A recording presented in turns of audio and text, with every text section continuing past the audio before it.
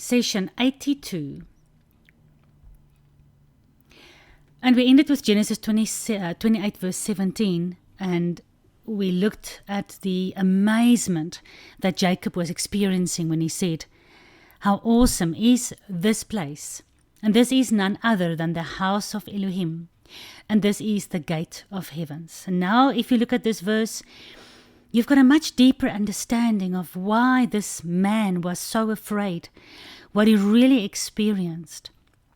You've got a deeper understanding of this place, Hamakom, and you have a much deeper respect for that piece of land where the house of Elohim is and where the gate of heaven is, where the ladder came down from heaven, and it's making a bridge between two entities and two kingdoms, which has no other way of getting restored or getting back to each other than through this one ladder.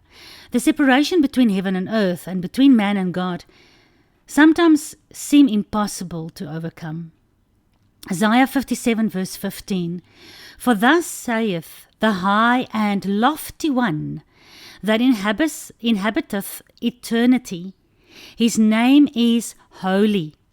In Hebrew, remember, kadosh, set apart. "And he dwells in the high and holy place." And sometimes this high and lofty one, whose name is holy, holy, holy, who dwells in a high and holy place, is so far away from us. We are not high and lofty. We are, what does the Bible say? Jacob says, "I'm just a worm. I'm just a worm." And the book of Ecclesiastes compares us to ants. We are just scrubbling around on this earth, running around like little ants, doing this and being busy with this and being busy with that and building our little ant heap. And, I don't know. It's just like Ecclesiastes says, it's a chase after wind. And we are so far separated from this holy, holy, high and lofty one who inhabits eternity. He doesn't have to scramble around like an ant. Yeah, he doesn't have water and lights accounts to pay. We are in a system, and we are enslaved by debt. And we're enslaved like somebody that's chained to a treadmill, and you're running on this treadmill and you just wish you can get off. And there's just such a huge separation between what we have today in this earth, surrounded by cars and trains and buses and factories and financial institutions, and the stock exchanges going down. And just look at your life and see how busy we are, like little ants, just so busy. And yet, there's this bridge. And that is why the Sabbath day is just so crucial. Because yes, we have to work for 6 days. But we don't have to run around like little ants. We can do our work to the glory of our King. And come to rest on the Sabbath day and walk on this ladder through the torn veil of his flesh. And just have shalom and communion and relationship and an appointment with the high and lofty one who does inhabit eternity. And that is why Yeshua confirms for us in John 1 verse 51 that he is the ladder, and he alone, John 4 verse 16, can restore man and woman back to God, back to our Creator, back to the Garden of Eden, back to inhabiting eternity with our Creator. Okay, let's continue. Genesis 28 verse 18 to 22. And Jacob rose early in the morning. This is now after his vision, after his dream. And he took the stone that he had put at his head. He set it up as a standing column, and he poured oil on top of it.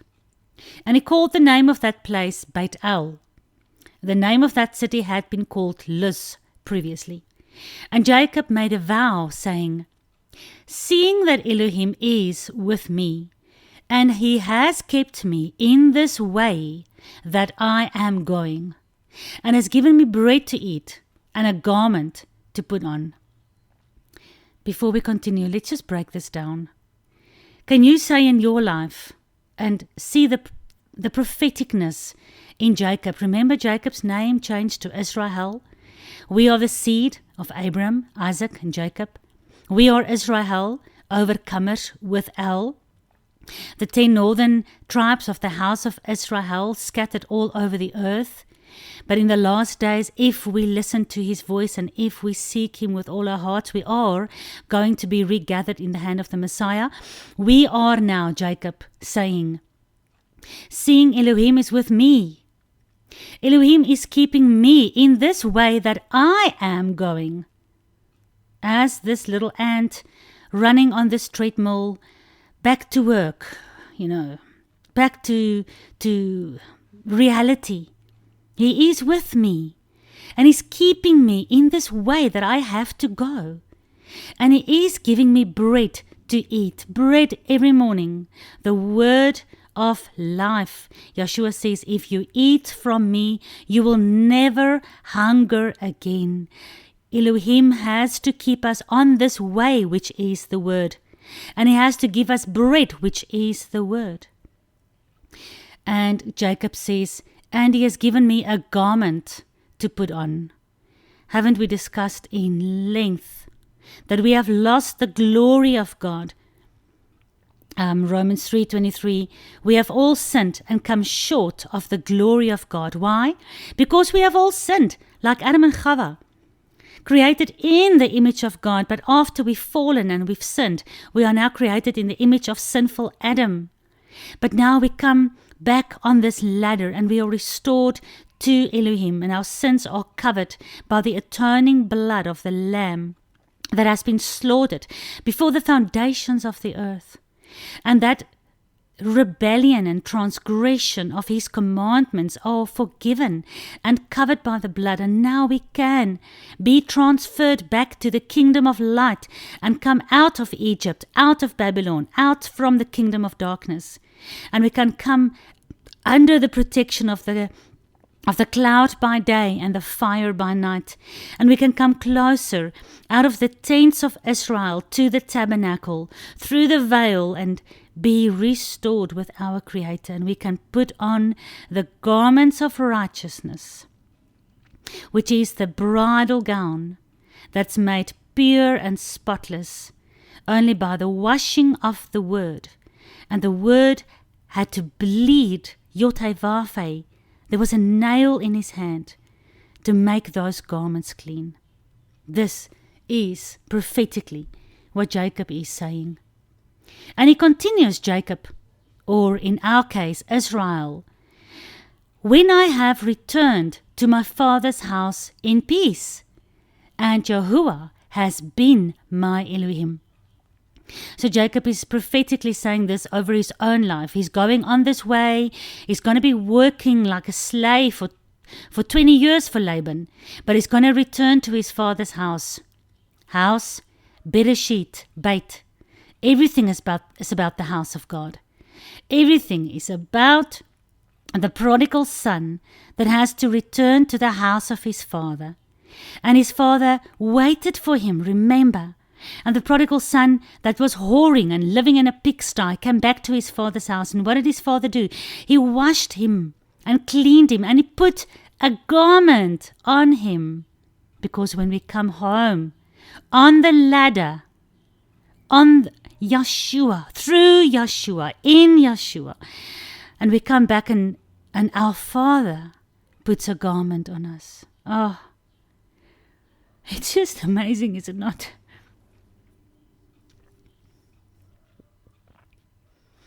To have the Father wait for you on the porch, and you come back home and he runs out to meet you and put a garment on you, and you can return to your Father's house in peace.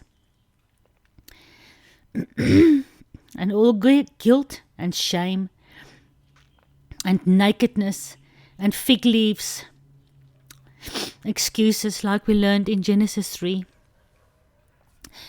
Can be, what is that beautiful verse that, what is that verse where, I think it's in either Isaiah or Jeremiah, I will exchange my garments of shame for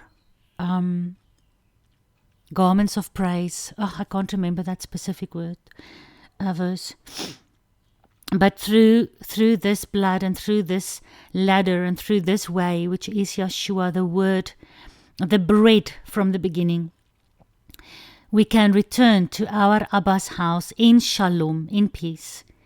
And then we can look back over our lives, just like Jacob here, at the stone where he was sleeping on, where he had this vision.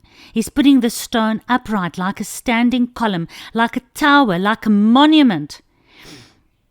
And he's pouring oil on it. The Ruach HaKodesh, symbolic of anointing, spirit, revelation and confirmation of word.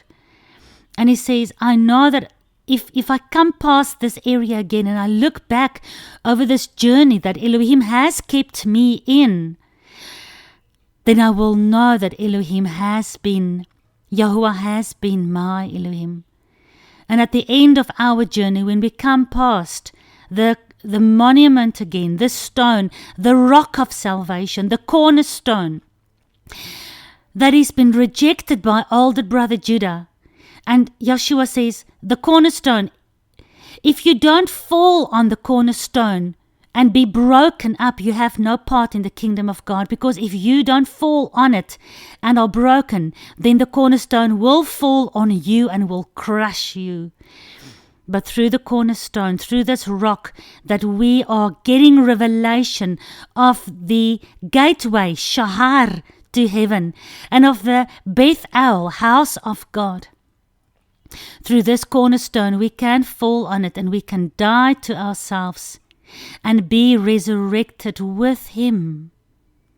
And we can look back on our life and agree with so many people that has gone before us, agree with our fathers Abraham, Isaac and Jacob, that Yahuwah has been my Elohim. May His name just be praised.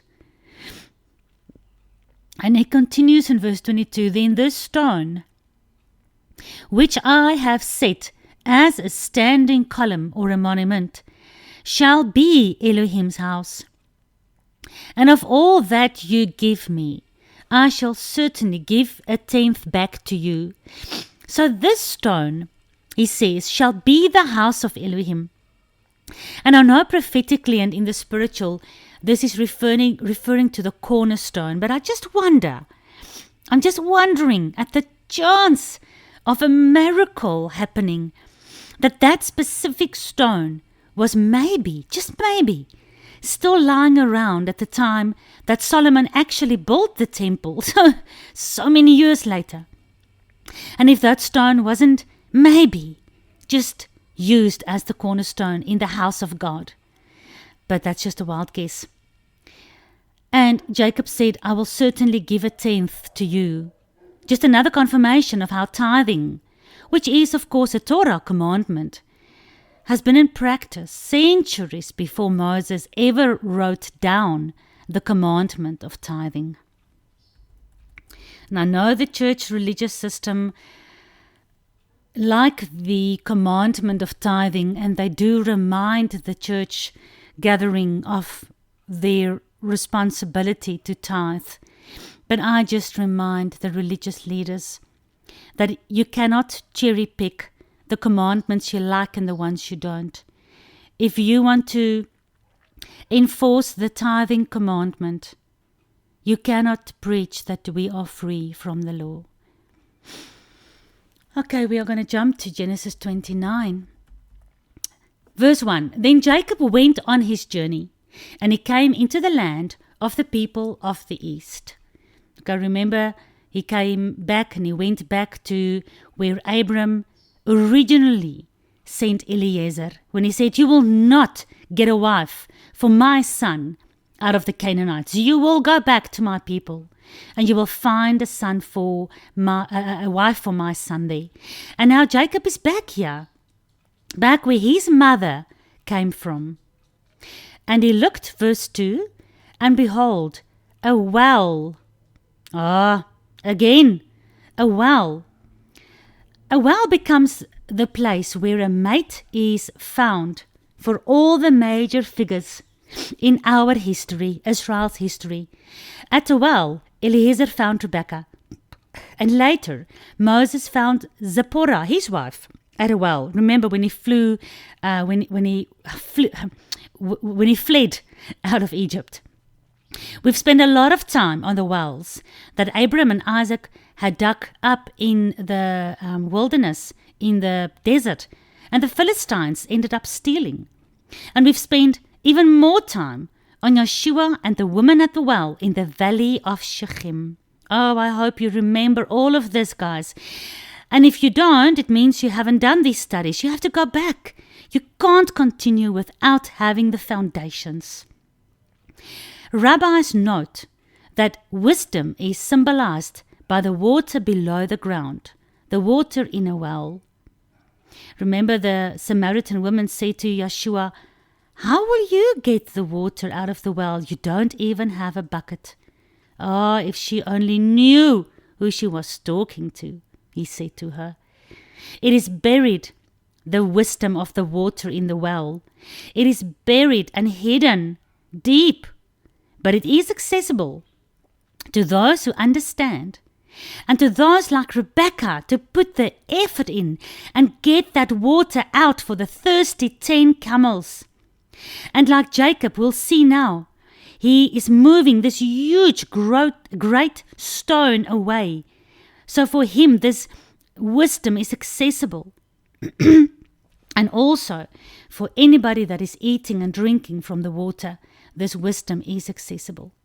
So again, I just love every single little puzzle piece from all these stories that are just coming together. Now, I'm hoping you're putting the puzzle pieces together as well. All right, so verse 2. And Jacob looked, and he beheld a well in the field. And lo, there were 3 flocks of sheep lying by it. For out of that well they watered the flocks. And we know that we are the sheep, the lost sheep of the house of Israel. And we are drinking water from the well which is Yeshua, the living waters. And we are watered by the good shepherd. We can just continue. In every little thing we can find symbology. All right. So there was a great stone upon the well's mouth. And there were all the flocks gathered. I love this. All the flocks are gathered. They were scattered, but Messiah gathers them. All right. And they rolled the stone from the well's mouth.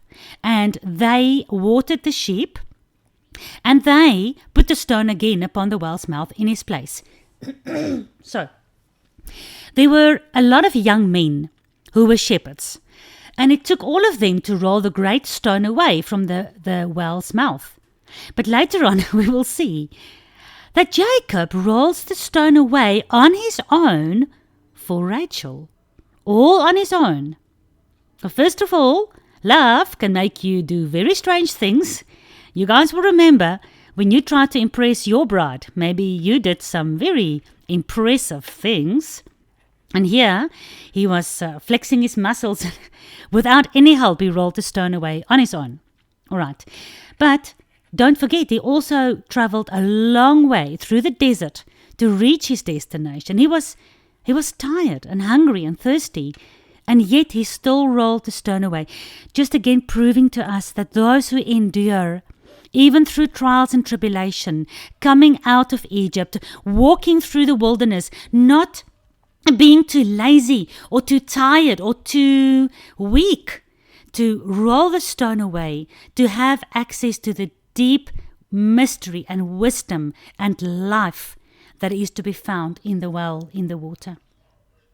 All right, verse 4. And Jacob said unto them, My brethren. So that proves these were a couple of young men, young shepherds. It wasn't the woman. The woman came later. My brethren, from where are you? And they said, We're of Haran. And he said unto them, Do you know Laban, the son of Nahor? And they said, Yeah, we know that guy. And he said unto them, Is he well? And they said, Yeah, he's well. And behold, here his daughter Rachel is coming with the sheep. Again, can you see the hand of God? At the moment, the very moment when Eliezer came to the well, Rebekah came to the well. At the moment that Jacob comes to the well, here comes Rachel. Can you see the hand of God in our forefathers' lives? And can you see the hand of God in your life? So what I love about this is Rachel, just like her aunt, Rebekah, she was also a shepherdess, also looking after sheep. Also a strong desert young girl, probably tough hands, working hard, looking after sheep, not being lazy, beautiful little girl. All right, and he said, Lo, it is high day. So what does that mean? It's like 12 o'clock, very hot, very dry. Now there is a time that the cattle should be gathered together. Interesting. So it's logical. You don't water your garden at 12 o'clock in the afternoon when it is on the hottest and the sun is at his peak, right? Because it's not going to help for you to water your garden. You're not allowed to, especially if there's water restrictions. Why? Because the sun will just, drink up all the water. You water your garden early in the morning and in the cool of the afternoon. And it's the same with sheep. They are normally taken to the well early in the morning and late in the afternoon. Why? Because it's so hot at 12 o'clock in the afternoon that wherever they are grazing, they must just lie under the shades of the tree and sleep. You don't walk all the way to the well to go and drink water. It's too hot. But yet, and again, I'm seeing the hand of Elohim in all of this, because normally they only bring their sheep to be watered early in the morning or late in the afternoon. Yet, as Jacob comes to the well at 12 o'clock in the afternoon, here comes Rachel. And he says even, it's not time that the cattle should be gathered yet, but water you the sheep and go and feed them. And they said, we cannot until all the flocks are gathered together. So just looking at the prophetic now, not looking at Rachel and Jacob. This is beautiful for me as well, because here Rachel comes with only a few sheep. But she says she must basically sit and wait here until later in the afternoon when all the other girls and all the other female shepherds are coming, with all their flocks as well, because all the flocks of the lost sheep of the house of Israel, like there was 10 camels, not 2 or 3, there were 10. All of them needs to be gathered together so that they can drink together out of the hand of Jacob when he rolls away the stone. Why? Because in verse 3, we saw that it took a few of the young male shepherds to roll the stone away. The girls can never roll the stone away, so they have to wait until all the shepherds come to water their sheep, so that they can all try together to roll the stone away. So they said, verse 8, we cannot until all the flocks are gathered together, until they roll the stone from the well's mouth. Then only can we water the sheep. And while he yet spoke with him, Rachel came with her father's sheep, for she was keeping them.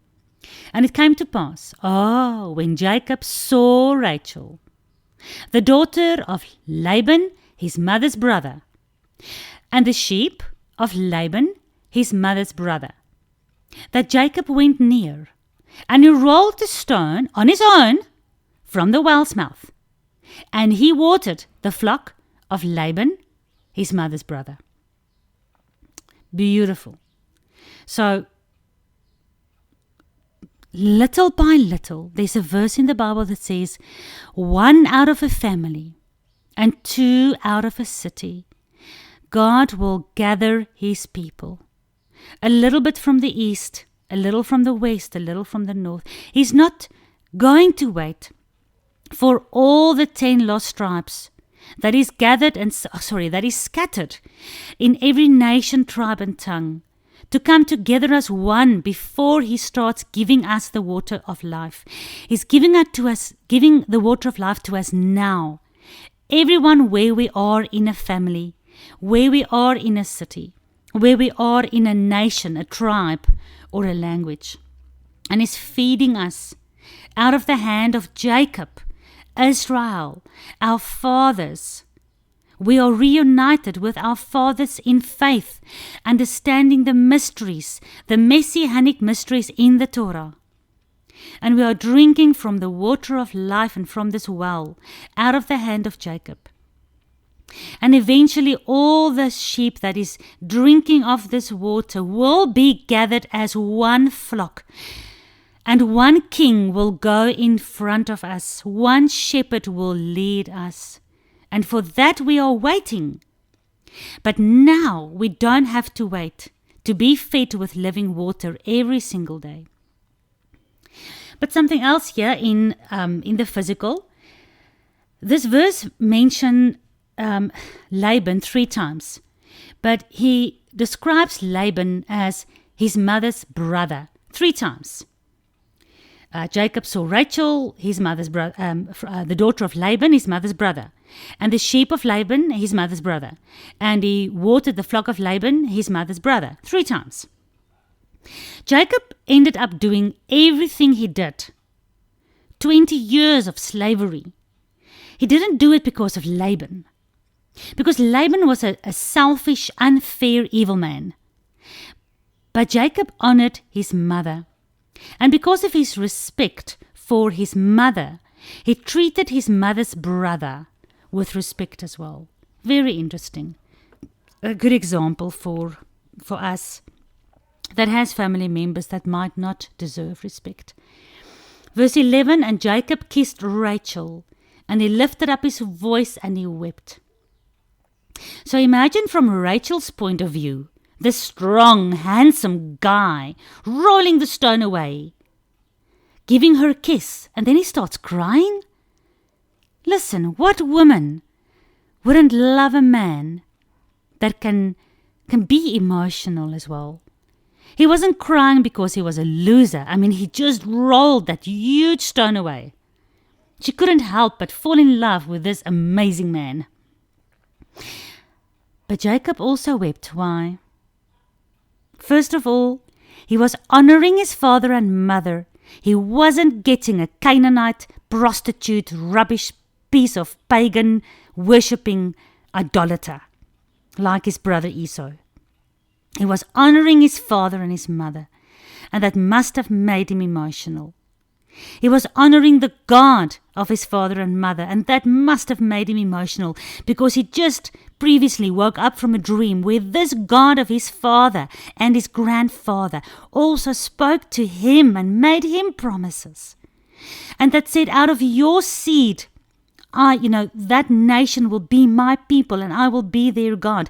And here he's laying his eyes on Rachel and he's seeing his future wife, not only falling in love with her physically or with hormones, no, spiritually, knowing that, I can fulfill the requirements of the covenant and of the seed line from my father Abraham and Isaac, which is in the spiritual, the seed line of God himself, out of which the Messiah will come.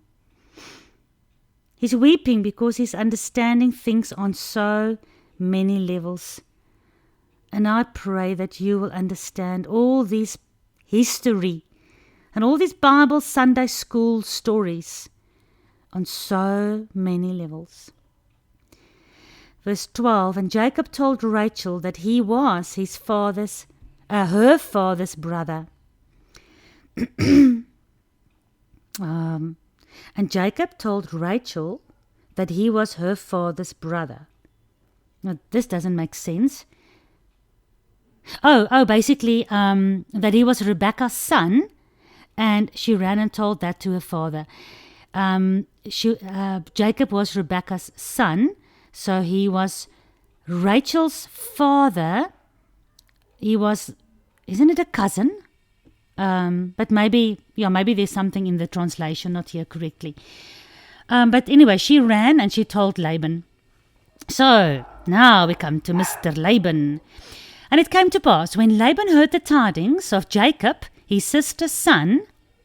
Now remember, a couple of years ago, he gave his sister away to Eliezer, and he received quite a lot of gold and other gifts. So he knew that his sister married into a very wealthy, prominent family.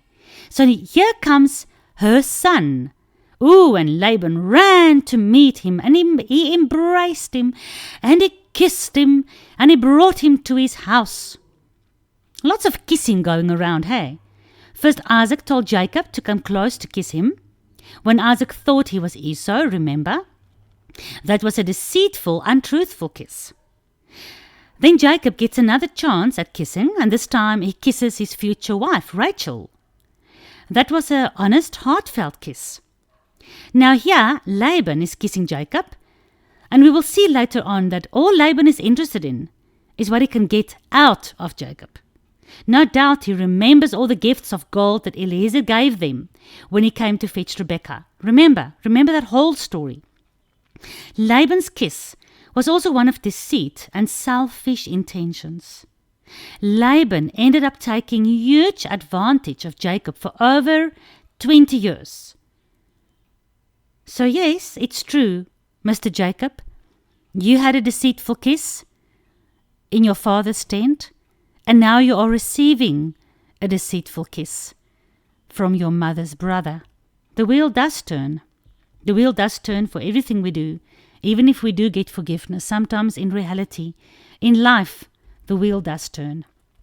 Now, Laban treated Jacob very well, and he brought him into his house, and he probably gave him, washing his feet for him and giving him nice food to eat, until he realized Jacob hasn't arrived with so much gold and presents like Eliezer did for Isaac his father. And then Laban's attitude changed. Jacob had to work for Rachel. Jacob couldn't pay a price to the family like Eliezer did. He couldn't just whisk her off on 10 camels like Eliezer did for Rebekah so many years before.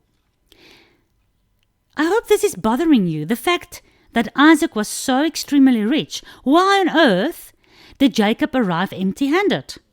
And why did he have to work like a slave? If this bothers you, like it bothered me, wondering why didn't Isaac give Jacob a lot of gifts? I mean, it's logical. He would have. Here we come. Although not all the history is written up in our current Bibles of what happened with Jacob along the way, we do have a record of his journey in apocryphal books. And I've told you about certain books that I accept and read that's not in the current canon, in the current Bible, because these books are mentioned in the Bible, so I accept them. And in one of these books, Esau sent his son, Eliphaz, to ambush Jacob and kill him.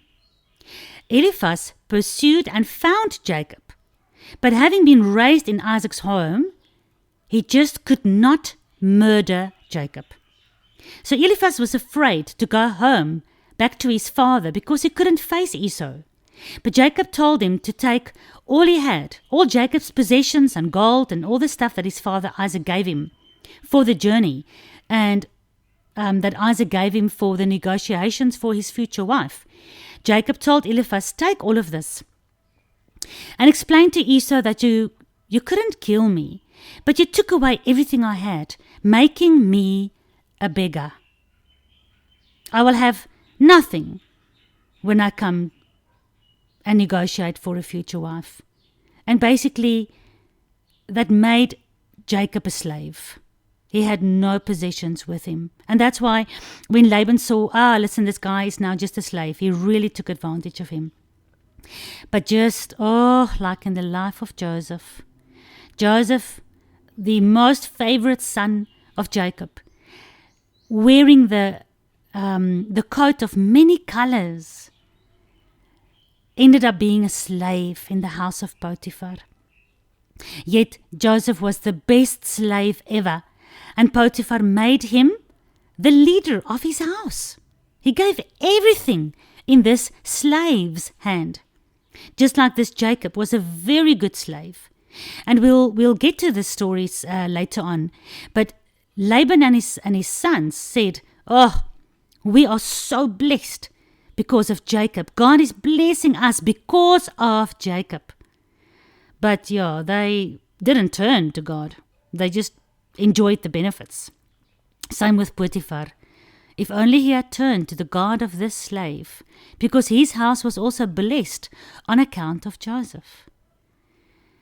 And may you, as a worker or an employee or a slave, may your work be so well, doesn't matter what work you have, even if you don't enjoy your job, your boss is an absolute a-hole, doesn't matter, you do your work to the best of your ability. And let people see how God blesses you. Remember the verse in the Bible that says, "Do good works and let your good works shine before men, so that they can see your good works and give glory and honor to God." May Jacob and Joseph and Abraham and Isaac's lives be an example to us, so that people can see the witness in our lives and give glory to our God and Father.